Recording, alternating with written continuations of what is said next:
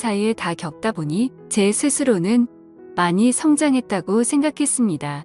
하지만 또다시 처제로 인해 저는 너무 큰 고민이 생겨버리고 말았고, 저는 도대체 어떻게 이 막장 같은 상황을 벗어나야 할지 다양한 분들의 의견을 묻고 싶습니다.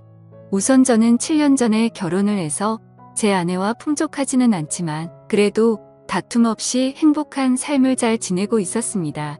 제 아내는 어디 하나 나무랄 게 없는 너무나도 착한 심성의 여자였었죠. 처음 만나게 된 건 제가 처음으로 봉사활동을 나가서 보게 되었습니다. 그때는 제 인생에 대한 회의감이 들었었고, 자존감이 너무 낮아져서 많은 사람들을 만나서 저를 고치고 싶었습니다. 그리고 어려운 환경에 있는 사람들을 돕고 하다 보면 제 인생이 더 나아지지 않을까 하는 마음으로 용기를 내서 봉사활동을 나가게 되었습니다. 그렇게 봉사활동 장소에 도착을 했고 저는 사랑에 빠져버렸습니다. 그게 바로 제 아내였죠. 아내는 맑고 고운 미소로 어린아이들을 돌보고 있었고, 햇빛에 비친 미소는 정말 눈이 부실 정도로 아름다웠습니다. 저는 그렇게 첫눈에 푹 빠져버리고 말았죠. 지금 생각해도 눈물이 날 정도로 너무 아련했었던 기억이네요. 하지만 그녀에게 쉽게 다가갈 수가 없었습니다. 저는 가진 것도 별로 없었고 외모도 남들보다 별로 뛰어나지 않은 그저 평범한 사람이거든요. 그리고 그 당시에는 되는 일이 하나도 없어서 자존감이 바닥을 치고 있을 때였죠. 저는 생전 처음 봉사활동을 오다 보니 너무 뻘쭘한 나머지 어색하게 가만히 있었습니다. 그러자 갑자기 제게 다가온 그녀는 또다시 미소를 지으며 인사를 건넸죠. 처음 오시냐고 물었고 그렇지 않아도 일손이 부족했는데 잘 부탁드린다면서 악수를 건네더군요. 손을 마주 잡는 순간 저는 제 인생을 이 여자와 평생 하고 싶다라고 생각을 했습니다. 하지만 생각만 그럴 뿐 저는 용기가 없었습니다. 그저 조용히 말도 없이 묵묵히 일만 했고 남자답지 못하게 숫기도 없었죠. 그렇게 봉사활동을 시작한 지도 3개월이 지나갔을 무렵 그녀가 제게 묻더라고요. 이렇게 꾸준히 나오시는 분이 드문데 정말 성실하신 것 같다더군요. 그러더니 언제 한번 식사라도 대접해야 하는데 라고 말을 하더라고요. 그 말을 듣자 저도 모르게 오늘 식사하면 되지 않을까요? 라고 말이 나와버렸습니다. 말을 내뱉어버린 순간 아차 싶었고 쥐구멍이라도 숨고 싶은 심정이 들었죠. 그런데 너무 의외로 그녀는 웃으면서 안 될 거 없죠라며 제게 미소를 지어주더군요. 그날 저와 그녀는 처음으로 단둘이 식사를 하게 되었고 예전보다 훨씬 가까운 사이가 되어가고 있었습니다. 제법 말도 하면서 장난도 치고 할 무렵 저는 어느 정도 성격이 예전보다 밝아진 게 느껴졌죠. 그래서 다시 일자리를 알아봐야 하겠다 싶었고 운이 좋게도 금방 취직이 되었습니다. 앞으로 회사 일을 하면 봉사활동을 나오기가 어려워진 상황이었고 저는 그녀에게 용기를 내서 고백을 하게 되었습니다. 이곳에서 처음 만나게 되는 순간부터 좋아하게 되었다며 이곳에 있는 동안 너무 행복했었고 앞으로도 행복하고 싶다고 말했죠. 그러자 제 진심이 통했는지 한참을 고민하다가 제 고백을 받아주었고 저와 그녀는 연애를 시작하게 되었습니다. 생각보다 연애 기간은 그리 길지 않았습니다. 저는 애초부터 이 여자와 평생을 함께하고 싶었기 때문도 있었죠. 만난 지 1년이 되는 날 저는 평생을 함께 지내자고 프로포즈를 했고 처음 제 고백을 받아주었을 때처럼 그녀는 제 프로포즈를 받아주었습니다. 너무 행복했고 고마웠습니다. 저는 어릴 때 아버지를 떠나 보내게 되어서 홀어머니 밑에서 자랐습니다. 그래서 집안이 남들보다도 훨씬 좋지 않은 형편이었고 저 또한 그저 그런 평범한 회사에 다니고 있었기에 사실 많이 망설였습니다. 하지만 제 이기적인 마음이 앞서서 결혼을 하자고 했는데 제 형편을 잘 아는 그녀였지만 제 프로포즈를 흔쾌히 받아주었죠. 어떻게 이렇게 착한 여자가 세상에 또 있을까 싶었고 너무 놓치고 싶지 않았습니다.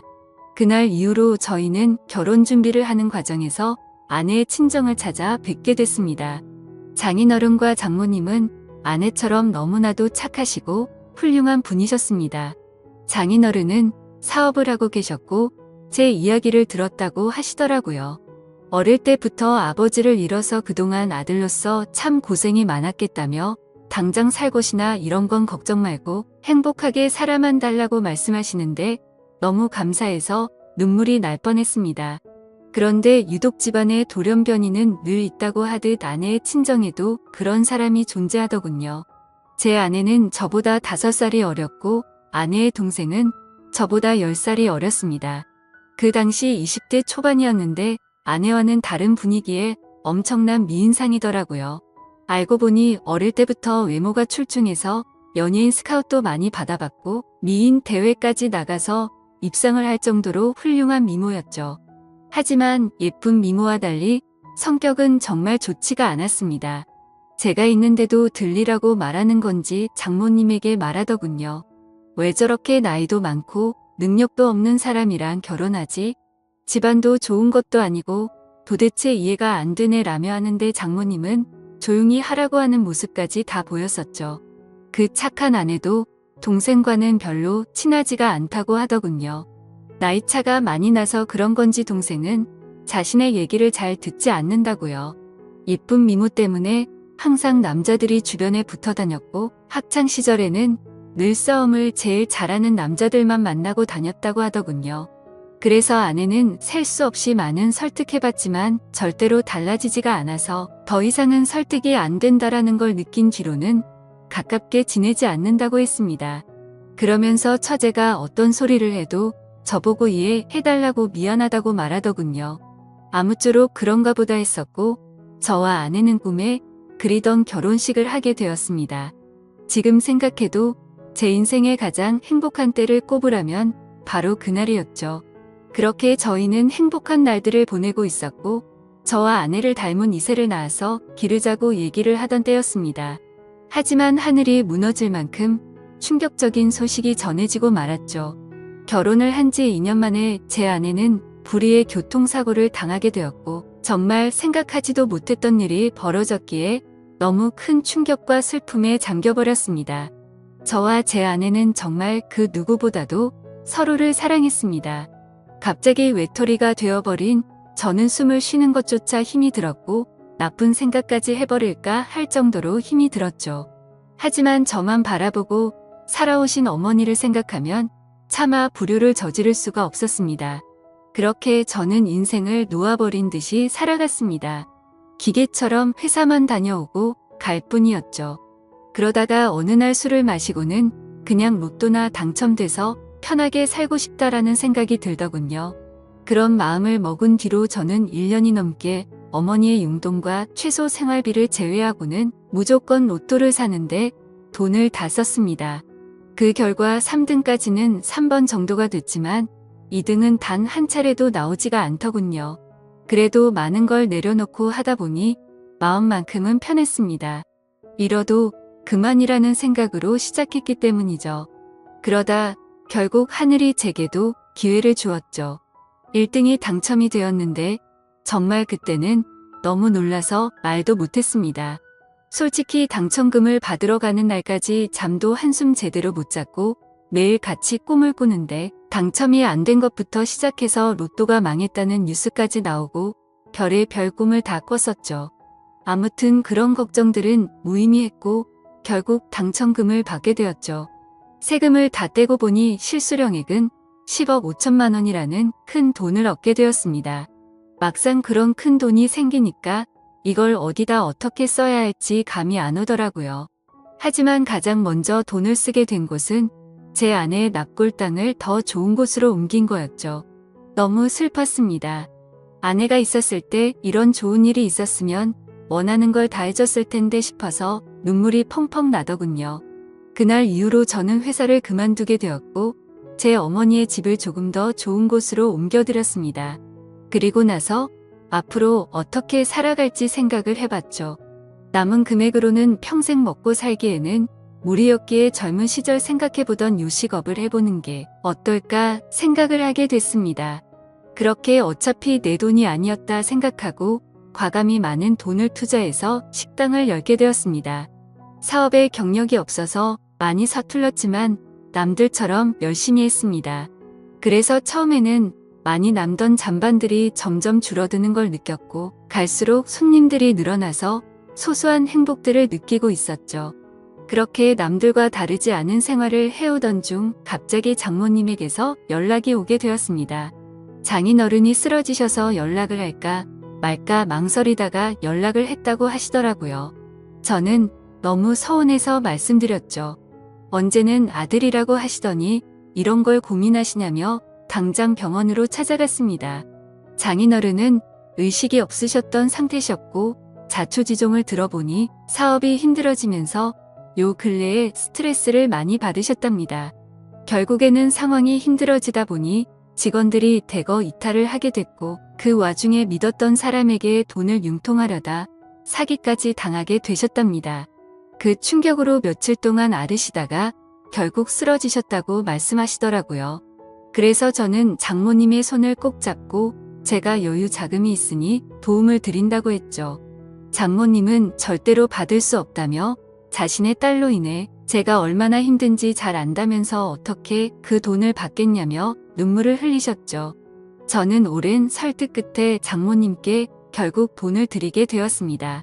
하지만 결국 아들처럼 저를 대해주시던 장인어른은 끝끝내 버티지 못하시고 세상을 떠나시게 되었죠.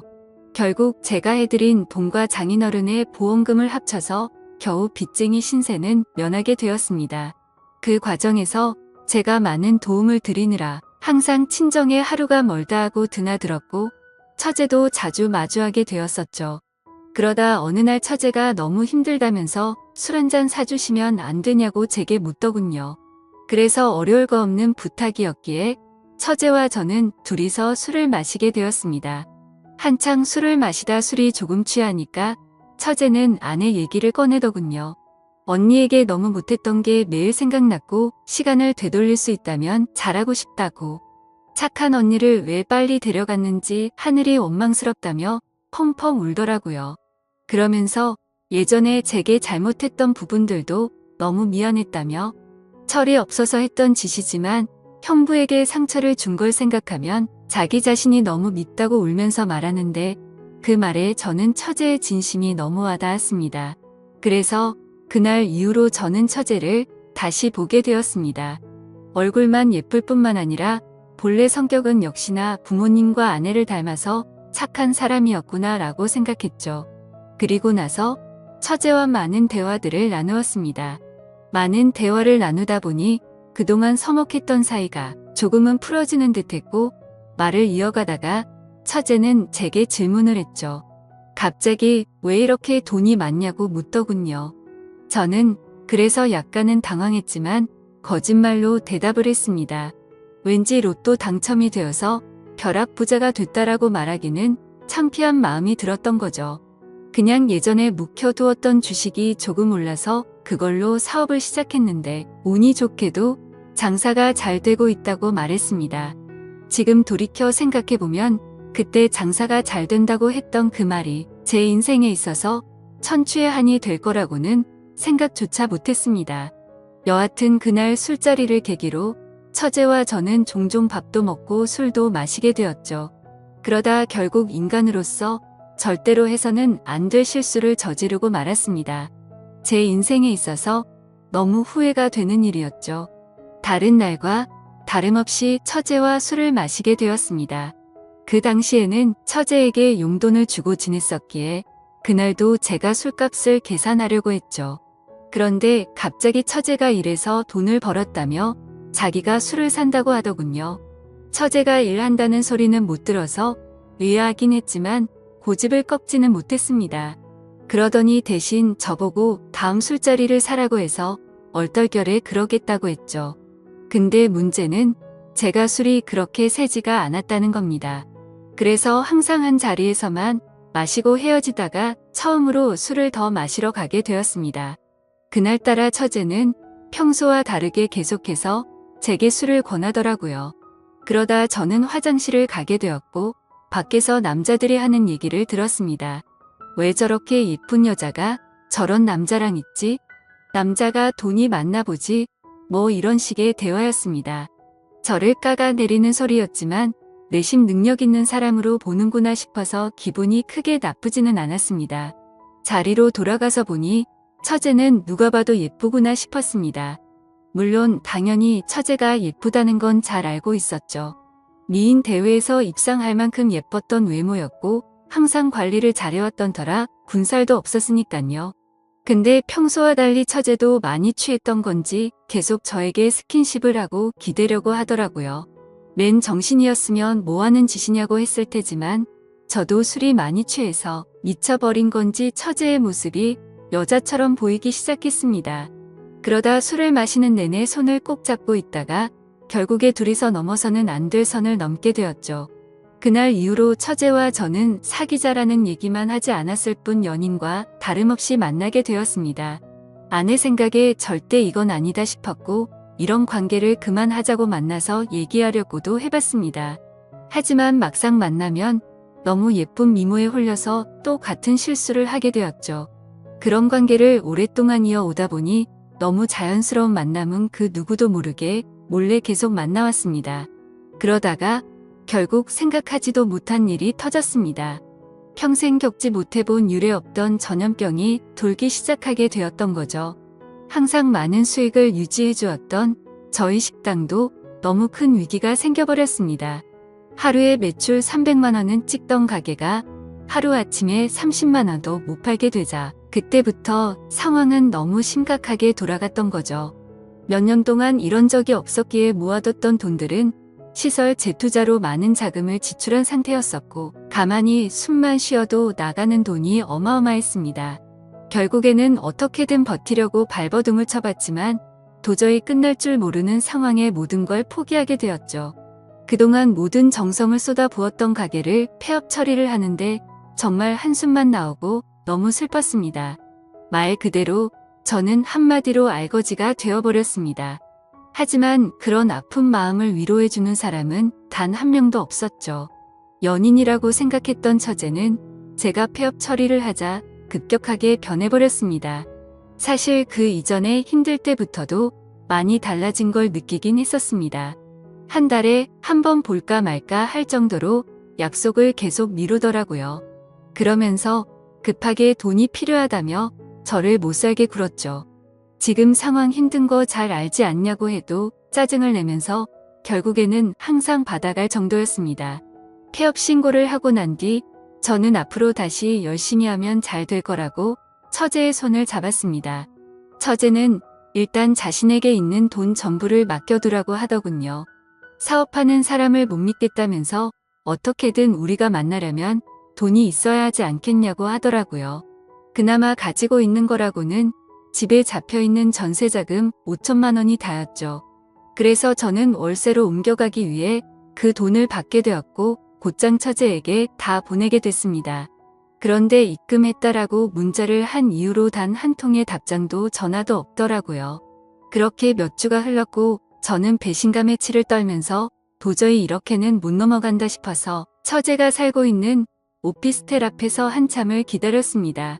그날 자정이 다 되어서야 처제는 어떤 건장한 남자와 팔짱을 끼고 나타나더군요. 정말 순간적으로 눈이 돌아갔습니다. 그 남자와 맞붙어서 절대로 이길 자신이 없었지만 제 눈에는 이미 그런 게 보이지 않았고 욕을 하면서 뛰쳐나갔죠. 처제는 깜짝 놀라더니 왜 여길 찾아왔냐고 하더라고요. 그래서 저는 내 돈 찾으러 왔지 왜 연락을 안 받냐고 소리를 질러댔습니다. 그러자 처제는 가짠타는 듯이 제 눈을 똑바로 쳐다보면서 욕을 내뱉더군요. 내가 너한테 그동안 당해온 게 있어서 위로금 차원으로 생각하고 받은 건데 뭐가 문제냐면서 감옥에 안 보낸 걸 감사하게 생각하라고 말하더군요. 정말 망치로 머리를 맞은 기분이었습니다. 처제도 저와 같은 마음인 줄 알았는데 그게 아니었던 거죠. 그저 저는 돈을 주는 기계처럼 생각했던 거였습니다. 저는 순간 너무 분노가 치밀어 올라서 달려들려고 하는데 그 건장한 남자가 제 멱살을 잡더라고요. 내가 네 처제 되는 여자 남자친구인데 무슨 헛소리를 짓거리냐고 하더군요. 인간 같지도 않은 짓 해놓고 무슨 염치로 여길 오냐면서 마음 같아서는 묵사발 내주고 싶은데 지금 사고치면 안 돼서 겨우 참는 거라고 말하더군요. 그러고는 저를 밀쳐버리고는 처제의 집으로 둘이 같이 들어갔습니다. 그냥 누가 봐도 그 남자는 건달이었습니다. 온몸에 문신이 가득했고 사고를 치면 안 된다고 하는 걸 봐서 느낌이 왔죠. 심지어 그런 모습을 보니까 그 남자와 짜고서 제게 돈을 뜯어낸 게 아닌가라는 생각이 들었습니다. 하지만 인간 같지도 않다라는 말은 틀린 말은 아니었죠. 그때 그 말을 듣는데 정신이 번쩍 들었습니다. 그토록 사랑했던 아내를 떠나보내고 감히 처제와 연인으로 지냈다니 저는 차마 할 말이 없습니다. 그렇지만 그럼에도 불구하고 저는 지금 당장 제 모든 재산을 잃어버렸기에 어떻게 해야 할지 도저히 모르겠네요. 그 5천만 원으로 어떻게든 재기해보려고 했던 사업 미천이었는데 너무 절망적일 뿐입니다. 이런 경우에 법적으로 제가 다시 그 돈을 받아낼 방법은 전혀 없을까요? 그리고 솔직하게 말해서 돈도 돈이지만 이러면 안 되지만 처제가 그놈과 붙어 있을 걸 생각만 해도 너무 화가 나고 가슴이 터질 것만 같습니다. 한심한 질문이지만 제가 어떻게 하는 게 좋을지 많은 말씀 부탁드립니다. 감사합니다.